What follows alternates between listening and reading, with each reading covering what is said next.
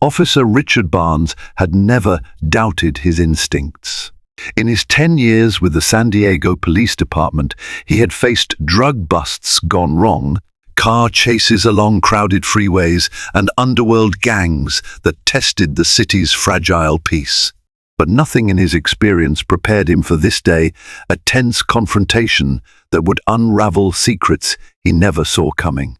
Standing on a quiet residential street near Naval Base Coronado, Barnes locked eyes with Marcus Carter, a tall, powerfully built African-American man carrying a simple gym bag. In a heartbeat, the officer's suspicions flared, prompting a move he would soon regret. The day began as routinely as any other for Officer Richard Barnes. He left his modest single-bedroom apartment on the outskirts of San Diego at the crack of dawn, ready for his shift. His usual route took him down Palm Avenue and onto the highway leading to the edge of the city, passing strip malls and diners just starting to buzz with life. The sky was a pale orange, tinted by the rising sun, and Barnes felt an odd sense of foreboding in the crisp morning air. He ignored the feeling years on the force taught him that not every twinge in his gut meant trouble. Barnes was in his late 30s, broad-shouldered, with a tight, neat haircut that spoke of old military aspirations he never fulfilled. He was known in the department for his punctuality, by the book attitude, and a simmering temper that could surface under stress. But everyone had a temper, he reasoned. Policing was stressful, and no one was perfect. As he pulled into the San Diego Police Department's parking lot, he glimpsed the brand-new cruiser assigned to him for the day, an upgrade from his usual. It would be a quiet shift, he told himself. Maybe he would wrap up early for once, get home, and watch the game. One can always hope. He logged in at the precinct, grabbed a strong coffee, and listened to the daily briefing with half an ear, some updates about a string of burglaries near the outskirts of Coronado, a few suspicious persons reports, and the same petty crimes that surfaced on a weekly basis. Nothing major.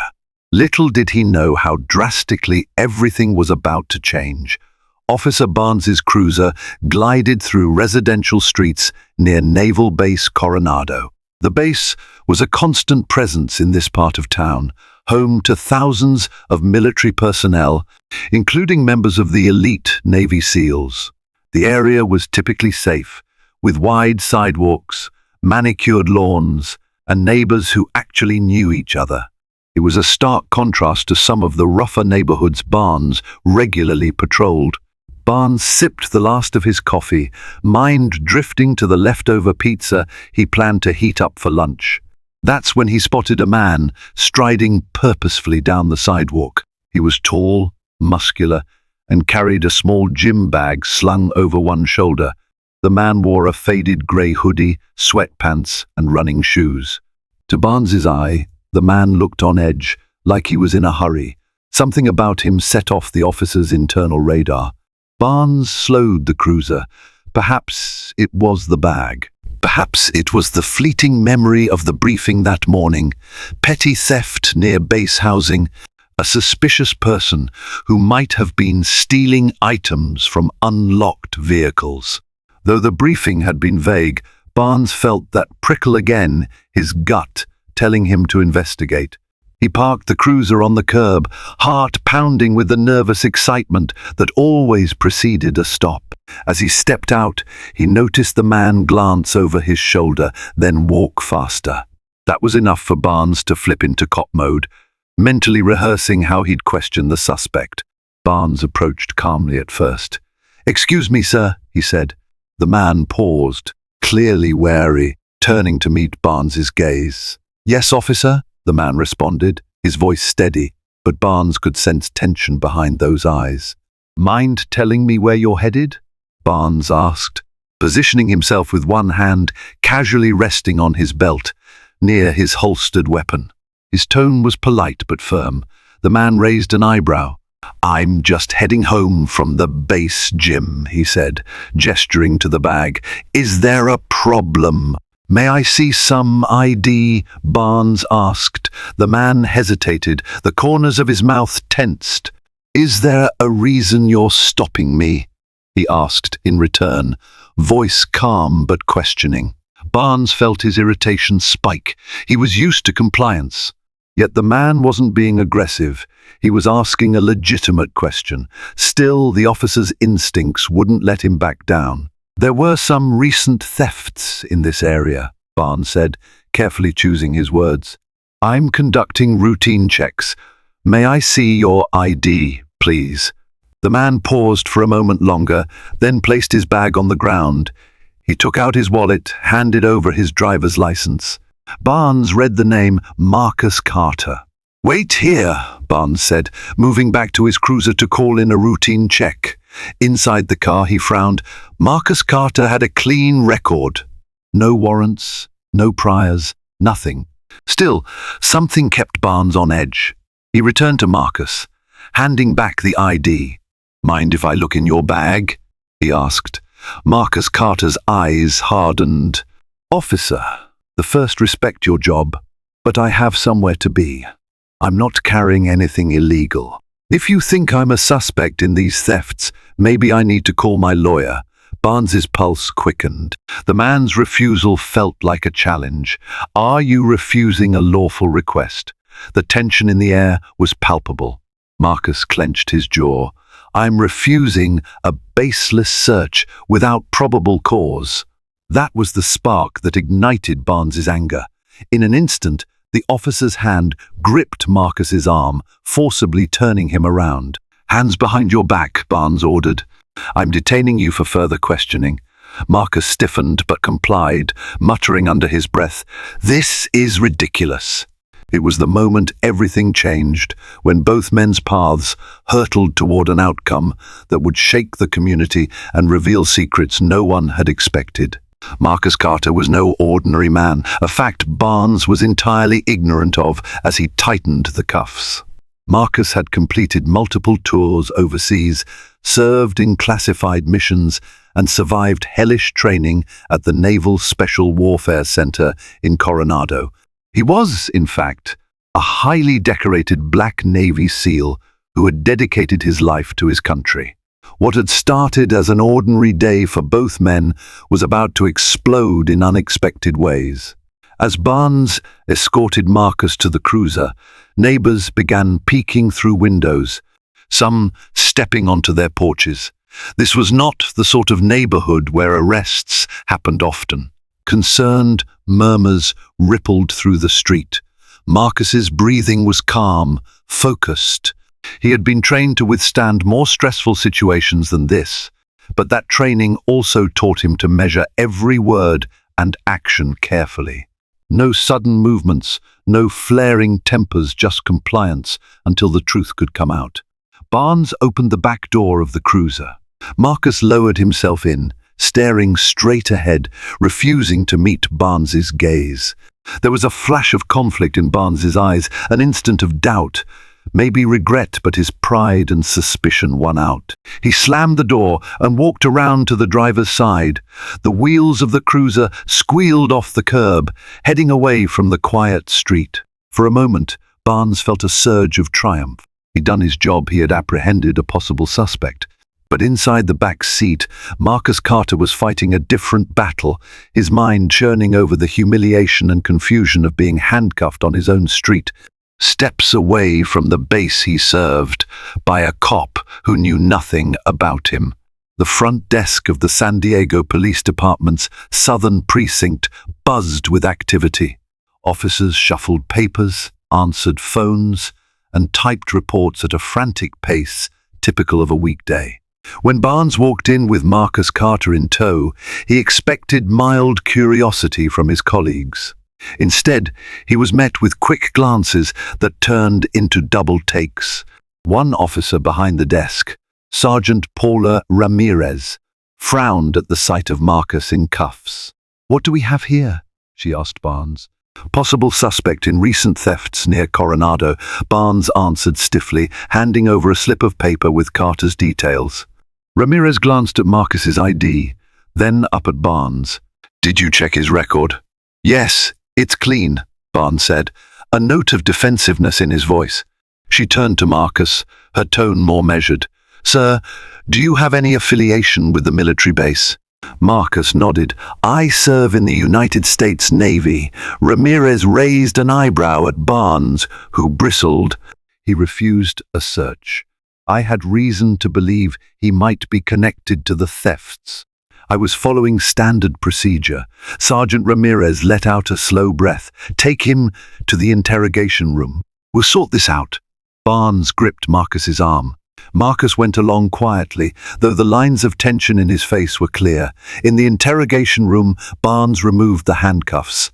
Marcus shook out his wrists, glaring at Barnes, but said nothing. Within minutes, Ramirez joined them with additional information on a clipboard. She looked uncertain, almost disbelieving.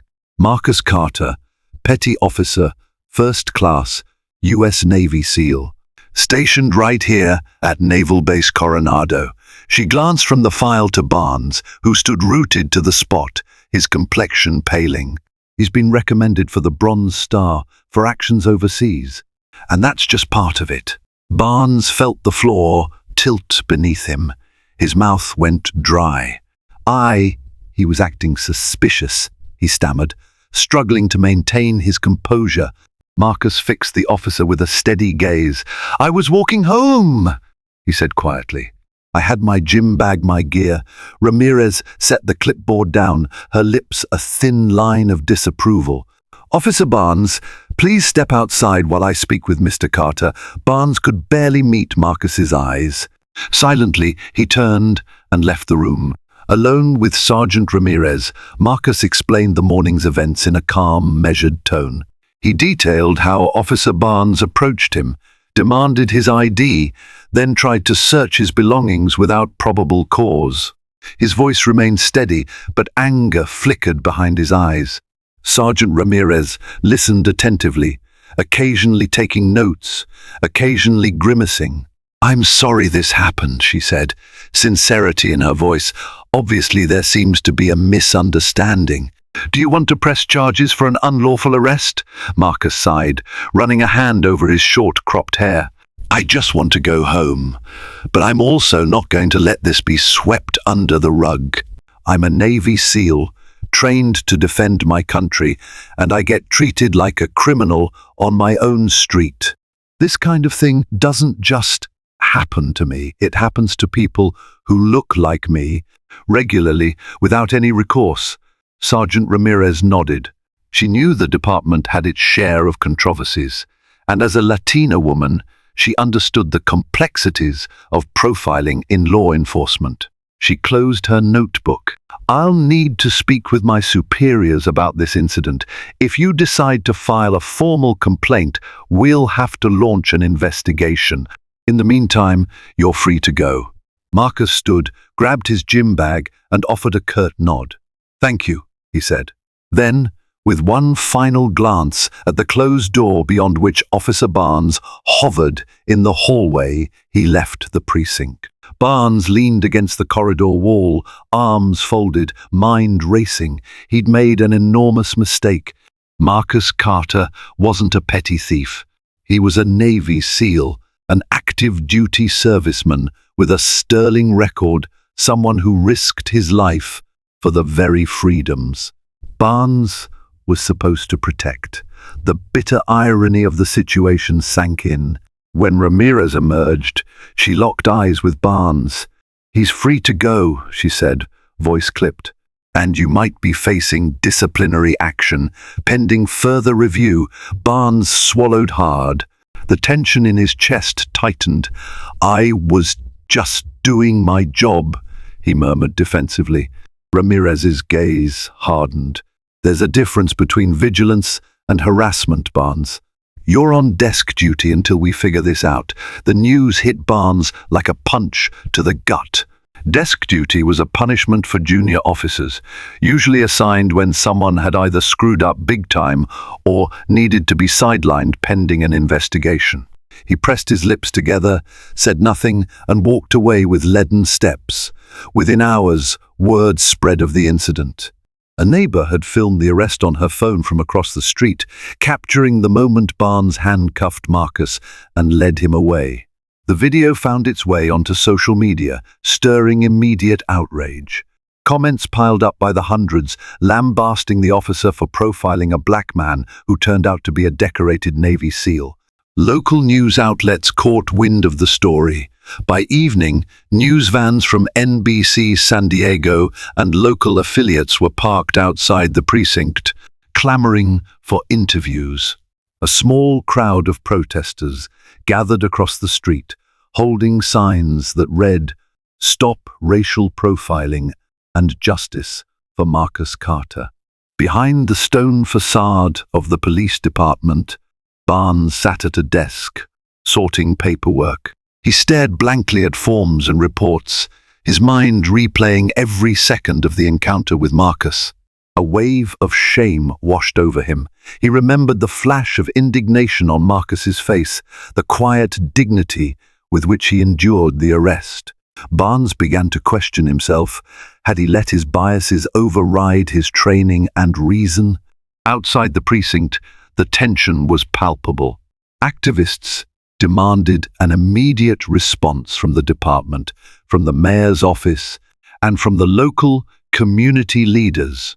Marcus Carter's name and face were splashed across news segments, depicted as a hero subjected to unjust treatment. Officer Barnes was not alone in facing the heat. The San Diego Police Department higher-ups summoned him to a meeting the next morning. The room was small, crowded with top brass, Captain Morris, Lieutenant Green, and the department's legal advisor. Barnes sat across from them, hands folded, face stern. Captain Morris didn't mince words. "Officer Barnes, we are in a public relations nightmare right now. The footage of you arresting Petty Officer Carter is everywhere. The city is demanding answers." Barnes forced himself to remain calm, though he could feel sweat forming along his hairline. "I acted on suspicion based on the theft reports," he said, repeating the line he'd rehearsed in his mind a dozen times. Lieutenant Green's voice was grave. "There's suspicion, and then there's probable cause. Did you have any legitimate reason to believe Carter was involved in those thefts? Aside from seeing him walking with a gym bag in a military neighborhood, the silence in the room was damning." Finally, Barnes spoke, voice subdued. "He refused to show me what was in the bag." The department's legal advisor, a stoic woman named Adrienne Powell, tapped her pen on a file. "That's his right under the Fourth Amendment. Unless you had cause like seeing contraband or a tip implicating him, you can't just search someone's personal property because they look suspicious." Captain Morris sighed heavily. "We have an officer under scrutiny and a Navy SEAL who's considering filing a formal complaint. The mayor has already called me, demanding that we handle this swiftly. Barnes, we may be forced to place you on administrative leave until this calms down." Barnes's jaw clenched. Administrative leave was worse than desk duty. It meant forced time off while an internal affairs investigation took place, not to mention half the city calling for his badge. He felt everything he'd worked for teetering on the brink. Back in his small townhouse near the base, Marcus Carter tried to go about his life. His phone buzzed relentlessly with calls and messages from friends, fellow SEALs, and even distant relatives who saw the news. They wanted details, comfort, or simply to vent their outrage. He sat on his couch, the local news playing quietly in the background. Over the years, Marcus had deployed across the globe, trained with some of the toughest warriors on the planet, and operated under conditions that tested his limits. But this felt different. This was home. He wasn't on a mission. He was just living his life in the country he served, only to be handcuffed and humiliated. His commanding officer, Lieutenant Commander Evelyn Lancaster, had called him into her office earlier that day.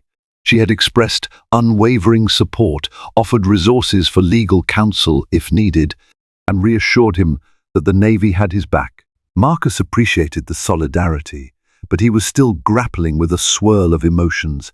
Anger at Officer Barnes, Humiliation at being treated like a criminal, confusion over how quickly his routine had turned into a fiasco, and an unsettling sense of betrayal by the very system he swore an oath to protect. He watched the news anchor rehash the incident for the umpteenth time, replaying the video captured on the street. The reporter spoke of racial profiling and police misconduct. Each time Marcus saw himself being cuffed, his stomach churned. He clicked the TV off and closed his eyes, wishing he could silence the world for a moment. That night, Officer Barnes sat alone at his kitchen table, a cold cup of coffee untouched. His wife had left him nearly a year ago, citing his obsession with work and unpredictable temper as reasons she couldn't stay. The apartment was silent except for the hum of the refrigerator. He scrolled through social media, reading post after post condemning him. Some called him a racist, others demanded he be fired and arrested. He saw the video, shaky but clear enough to show him forcing Marcus into handcuffs. For the first time, Barnes saw how it looked from the outside.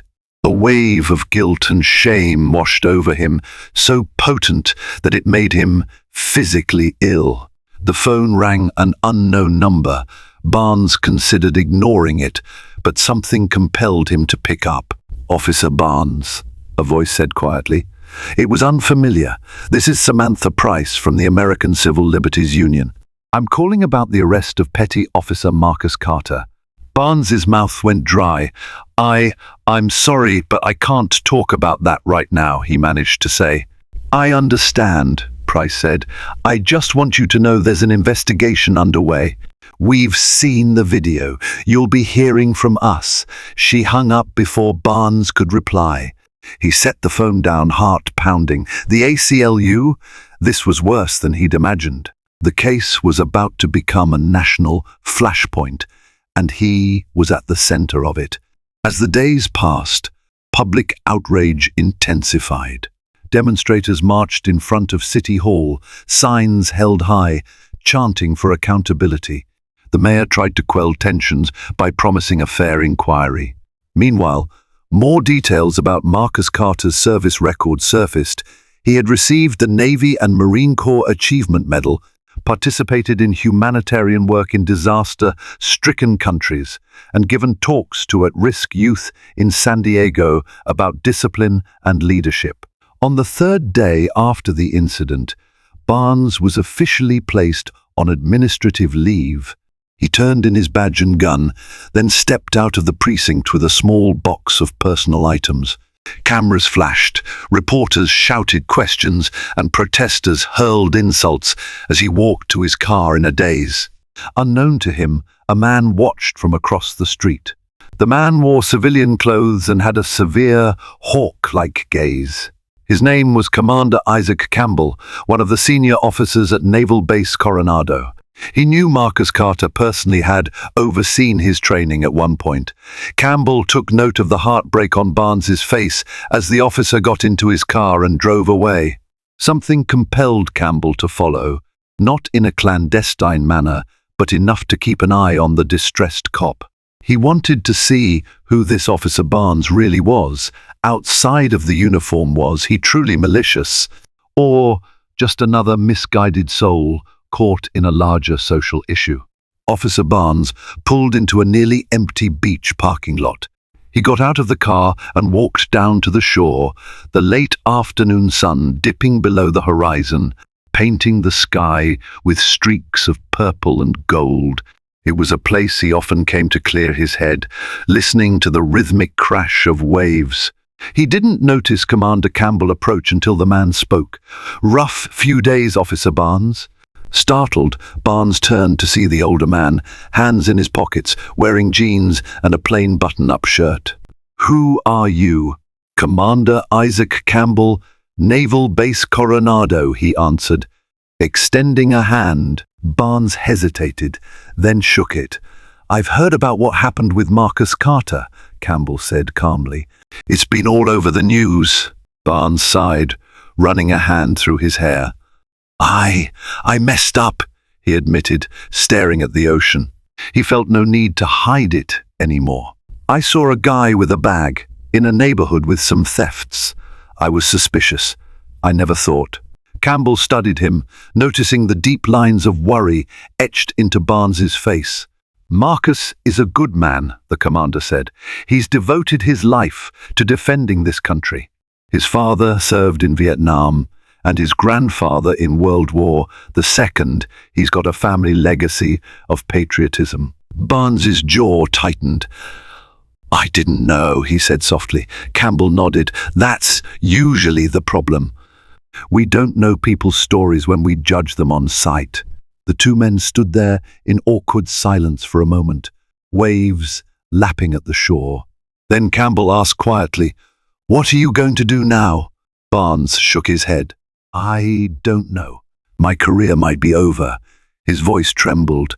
"Part of me deserves it. Another part of me wants to make things right." A few days later, Marcus Carter's life had not returned to normal, though he was back on duty at the base. The internal affairs investigation had begun at the police department, and Marcus had filed an official complaint. He wasn't out for vengeance, but he wanted accountability, wanted to ensure that this wouldn't happen to someone else. He was surprised one evening to receive a message from Commander Campbell asking him to stop by his office. There, he found the commander waiting with a thoughtful expression. "Marcus," Campbell said gently, "I ran into someone who wants to make things right. Officer Barnes." Marcus's posture stiffened at the mention of Barnes's name. "He sure picked a strange way to show it the first time," he said bitterly. Campbell nodded, understanding the anger and mistrust. "I'm not defending what he did. I'm just telling you he wants to talk. No cameras, no reporters, just the two of you. He asked me to arrange a meeting if you were willing." Marcus considered for a long moment, arms crossed. Memories of that humiliating arrest flooded his mind, but deep down, the SEAL also believed in the power of second chances and personal accountability. "I'll think about it," he said eventually. Campbell smiled, relief evident on his face. "That's all I ask." After much deliberation, Marcus agreed to meet Barnes at a neutral location, away from the press and crowds. Commander Campbell arranged access to a small, private lounge area. On the base, nothing official. Just a quiet room with a table and 2 chairs. Barnes arrived first, heart pounding. He felt out of place in plain clothes on a military base, but Campbell had vouched for him. He looked around the Spartan space, beige walls, a few chairs, a coffee maker in the corner. It wasn't the friendliest environment, but perhaps that was for the best. When Marcus entered, the air felt charged. Barnes stood nervously, managing a quiet, "Thank you for agreeing to meet me." Marcus nodded, remaining standing, as if he wasn't sure he wanted to sit. His athletic build seemed even more imposing in such close quarters. Barnes cleared his throat, voice trembling slightly. I want to apologize," he said. "I realize how badly I handled that day. I realize what it must have looked like. And I'm sorry." For a long moment, Marcus simply stared at him. Then, with a sigh, he sank into the chair. "It didn't just look bad," Marcus said quietly. "It was bad. You humiliated me on my own street for no reason other than your suspicion. And if I weren't a Navy SEAL, if I were just some regular black man, maybe I'd still be in jail." Barnes's eyes dropped. He swallowed hard. "I can't argue with that. All I can say is, I've been trying to reflect on why I did what I did. And I think I let my biases drive me. And for that, I'm ashamed." Silence lingered, thick with unspoken emotion. Marcus looked down at his hands, recalling how they felt in cold metal cuffs. "Apology is one thing," he said. "But, there have to be consequences, right? What happens when this is all over? You go back to work and treat the next person the same way?" Barnes shook his head vehemently. "I want to change. I know that sounds cliché, but I can't keep doing this job if I'm just going to judge people unfairly. I want to do better. I'm willing to do whatever it takes." Unexpectedly, Marcus leaned forward, a slight glint in his eyes. Words are cheap, but I have an idea. Barnes listened, eyebrows raised. How about you come talk to some of the guys in my unit? Marcus said. You meet people from every background: black, white, Hispanic, Asian, men, women who put their lives on the line. You see that it's not about how we look. It's about what we can do and who we are. Maybe hearing those stories will help you see beyond the stereotypes. It was an unorthodox suggestion. Barnes was taken aback, but something about it resonated. I'd be honored, he said, voice laced with sincerity. If your commanding officers allow it. Marcus offered a small, almost reluctant smile. They will, if I vouch for you. They stood up, tension still present, but now tempered by a glimmer of hope. Barnes extended his hand. For the first time, Marcus accepted it firmly. This doesn't erase what happened, Marcus warned, but maybe it can be the start of something good, something real. Barnes nodded. I understand. Over the next few weeks, while still on administrative leave, Barnes found himself spending time at Naval Base Coronado in a series of informal meet and greets arranged by Marcus. He met sailors and officers, men and women from small towns, big cities, from families with military traditions going back generations, and from families where they were the first to ever wear a uniform. They shared stories of deployment, of adversity overcome, of how prejudice sometimes lurked even within the ranks, but was countered by the bonds forged in training and bat. One SEAL recounted how he'd been mocked for his accent, another how she was underestimated as the only woman in her Bud S class. Through it all, they kept pushing forward, united by a singular purpose: service to their country. Barnes felt his worldview shifting as he realized how little he truly understood about the diverse tapestry of American life. He had grown up in a predominantly white, working-class neighborhood, joined the police force at 21, and had limited exposure outside his bubble. He had never considered himself hateful or racist. He would have vehemently denied it. But now he was forced to confront the unconscious biases that had shaped him. Each conversation left him with a mix of regret and determination. He wanted to be worthy of the badge he once wore with pride. He found himself listening more than he spoke, taking in the lessons of humility. Meanwhile, the internal affairs investigation at the San Diego Police Department drew to a close. The final report concluded that Barnes had overstepped his authority by detaining Marcus Carter without sufficient probable cause. Public pressure remained high, with many still calling for Barnes's termination. However, there was also a quieter wave of voices, including Marcus himself, who believed in redemption. They argued that firing Barnes outright might just sweep the issue under the rug, leaving him bitter and untransformed. Instead, there was talk of a probationary period with mandatory training, community outreach, and close supervision. In a tense meeting at City Hall, the mayor, the police chief, and representatives from community organizations, including the local NAACP chapter, weighed the options. Marcus Carter, invited to speak, delivered a calm but impassioned statement. He discussed the importance of accountability, but also advocated for a path that might lead to genuine change. When the decision was finally announced, it ignited fresh debate on social media. Barnes would keep his job but under strict probation. He would undergo extensive training on racial bias, be required to engage in community service, and have periodic evaluations by an oversight committee. Many felt it was too lenient, others saw it as an opportunity for real growth. With the investigation over, Barnes was reinstated on the force, albeit on probation. He still felt like an outcast among his peers. Some resented the negative spotlight he'd drawn to the department. Others were relieved the matter was ending. His first shift back felt surreal. Reporters were stationed outside the precinct, hoping to catch a glimpse of him. Protesters still held signs, though the crowds were smaller now. He wanted to slip in unnoticed, but that was impossible. Cameras flashed as he passed, and a volley of questions hit him like bullets. "Officer Barnes, do you think your punishment was fair? Barnes, are you still profiling innocent people?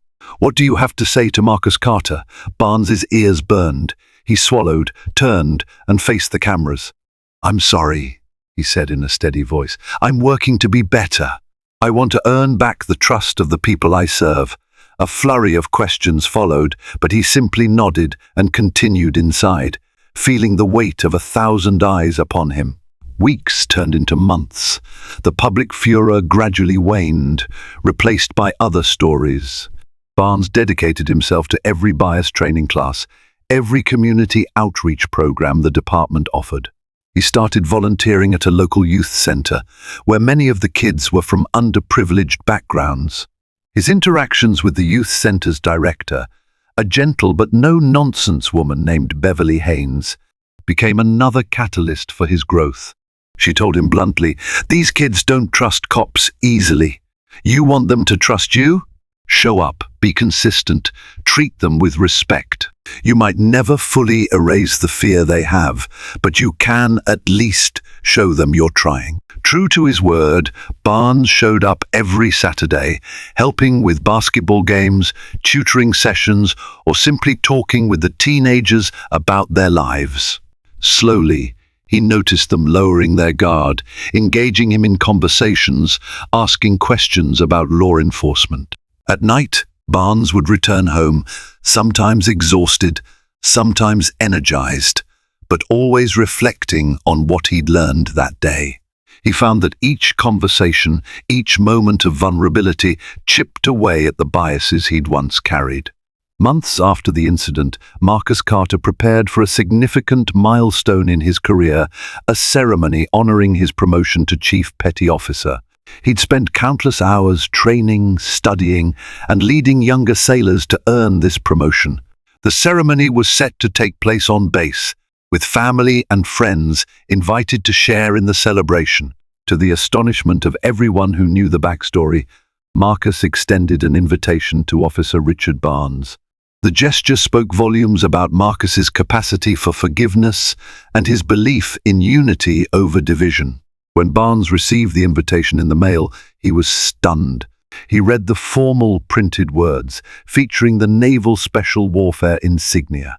His hands shook slightly. It felt like a symbolic moment, an olive branch from the very man he had wronged. That Saturday morning, Barnes arrived at Naval Base Coronado, dressed in his best suit. He stood in the crowd alongside uniformed officers, proud family members, and distinguished guests. He watched as Marcus Carter, resplendent in his Navy dress uniform, stood on the stage to receive his promotion. Applause thundered as the insignia was pinned on Marcus's collar. Cameras clicked. Marcus saluted his commanding officers, then faced the crowd with a dignified smile. He spotted Barnes, gave a curt nod. Barnes, heart swelling with respect, nodded back. After the ceremony, Barnes waited in a receiving line to congratulate Marcus. When his turn came, he extended his hand once more. "Congratulations, Chief Carter," Barnes said formally, using the new rank. Marcus's grip was strong and sure. "Thank you," he replied, a warm look in his eyes. "I'm glad you came." Barnes tried to keep his voice steady. "I'm honored to be here. Thank you for inviting me." There was a moment of silence, filled with the hum of voices and celebration around them. The two men, once at odds in the worst way, now stood face to face, each carrying the weight of lessons learned. "Officer Barnes," Marcus said quietly, "I hope we can both keep working to make sure things like what happened between us become rarer until they don't happen at all." Barnes nodded. "That's my goal now. I promise." They parted ways, each returning to their respective circles. But in that instant, it was evident to everyone who saw them that something had shifted. That two individuals, once embroiled in conflict, had chosen the harder path toward understanding and mutual respect. Though the path to redemption had begun for Barnes, karma did not let him off lightly. He faced legal fees, mandatory counseling sessions, and the lingering glares of people who only saw him as the man who profiled Marcus Carter. Some in the police force never forgave him for tarnishing their reputation. Some community members refused to see him as anything other than a symbol of systemic issues. Meanwhile, Marcus also dealt with the emotional fallout, sleepless nights, revisiting the feeling of cold steel on his wrists. He channeled that lingering pain into a new initiative on base, hosting workshops that invited local police officers to meet with sailors of all backgrounds for candid discussions on bridging the gap between law enforcement and the military community. It was Marcus's way of turning a negative experience into a catalyst for positive change. At one such workshop, Barnes and a handful of other officers spoke frankly with a diverse group of servicemen and women. Marcus recounted the day of his arrest, how it felt, and how he hoped the conversation could be a stepping stone toward eliminating unfair treatment. Barnes shared his journey of self-reflection, the guilt that haunted him, and his commitment to continual growth. The discussions were not always comfortable. Raw emotions stirred to the surface, and disagreements flared, but in the end, they forged a better understanding. It was a small ripple of progress in a city and a nation still grappling with deep-rooted issues. Months later, Barnes found himself on a new beat, patrolling a different neighborhood. By then, he had garnered a reputation for taking the extra step to engage with community members. People noticed that he seemed humbler, more approachable. He'd greet kids playing on the sidewalk, chat with local shopkeepers, and do his best to mediate disputes with empathy rather than intimidation. His colleagues observed the change too. Some teased him, calling him the community man, but it was mostly good-natured. Underneath the ribbing, many admired the commitment he showed to reinventing himself. Marcus, meanwhile, continued excelling in his Navy career. As a chief petty officer, he was responsible for mentoring junior sailors, and he brought his experiences to the table as life lessons, urging them to keep their composure under duress, to stand up for themselves respectfully, and to believe that one interaction, even a bad one, didn't have to define them forever. When he reflected on that day he was arrested, he felt a mixture of lingering resentment and cautious gratitude. The scars were there, but so was a sense that something good had come out of the ordeal: greater awareness, real accountability, and a tentative friendship that stood as an example of how people can evolve if they choose to do the hard work. One sunny afternoon, Marcus decided to walk the same route where it had all begun, the street near the base gym. He carried his gym bag slung over his shoulder, just as he had that fateful morning. The memory of being stopped by a patrol car flashed through his mind, causing a momentary pang of anxiety. But he pressed on, determined not to let fear dominate his life. Halfway home, he heard the sound of an approaching cruiser. Instinctively, his muscles tensed. He turned to see a patrol car pull up beside him. But the officer inside wasn't Barnes. It was a rookie named Officer Delgado, who rolled down the window and gave a friendly nod. "Everything all right, sir?"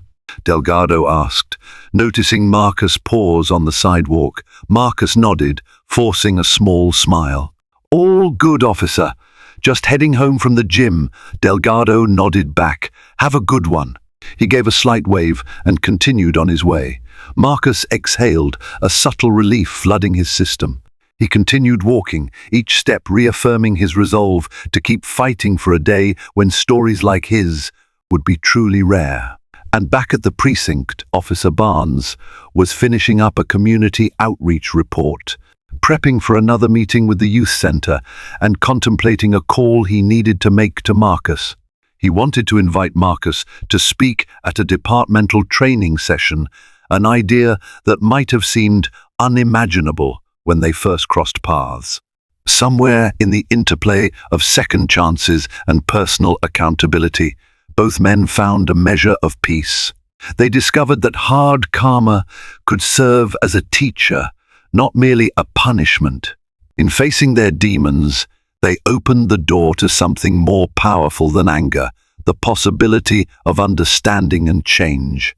Thank you for experiencing this powerful journey of transformation and redemption. Marcus Carter, a dedicated Navy SEAL, and Officer Richard Barnes, a policeman battling his own biases, crossed paths in a way that sparked controversy, heartbreak, and ultimately hope. Their encounter showed us that prejudice and injustice can hide in plain sight, but they can also be confronted head-on when people commit to introspection and growth. We watched Barnes face the fallout of his actions, seek to atone through dialogue and self-reflection, and learn that true accountability involves a willingness to engage and evolve. We saw Marcus persevere through disappointment and pain, using his experience to shine a light on systemic issues while offering a path toward unity.